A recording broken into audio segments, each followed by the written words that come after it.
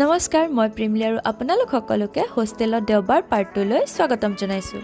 উঠিয়ে দেওবৰীয়া বিশেষ পুৰি খাই ললো, মানে উঠোতে অকমান দেৰি হ'ল। তাৰ পাছত নাছৰিন আৰু মই ওলালো ফেঞ্চি বজাৰলৈ বুলি। গৈয়ে দেখিলো কেইখনমান মৰম লগা চল, ভাবিলো মাহঁতলৈ এখন লৈ লওঁ।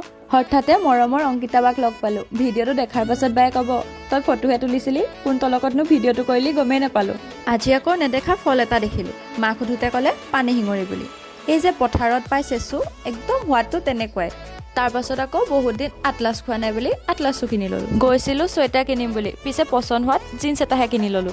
তাৰ পাছত গলো অক্সিডাইজড ব্ৰেচলেট কিনিবৰ কাৰণে। মোৰ কাৰণে নহয়, পিছে প্ৰিয়দৰ্শিনী বাৰ কাৰণেহে। লগ পালে দিম বুলি এতিয়াই কিনি থৈছো, কেতিয়া লগ পাম নাজানো। পিছে চেণ্ডেল কিনিবলৈ বুলি পালোগৈ বেগ হাউচ। নাছৰিনে যি যোৰকে পাইছে সেইযোৰকে ট্ৰাই মাৰি চাইছে। দোকানখনৰ নামেই হৈছে বেগ হাউচ। তাত আৰু ধুনীয়া ধুনীয়া বেগ নাপাবনে? গৈছিলো চুৱেটাৰ কিনিবলৈ, পিছে পচন্দ নোহোৱাৰ দুখত পানীপুৰি খাই উভতি আহিলো। আজিলৈ ইমানেই।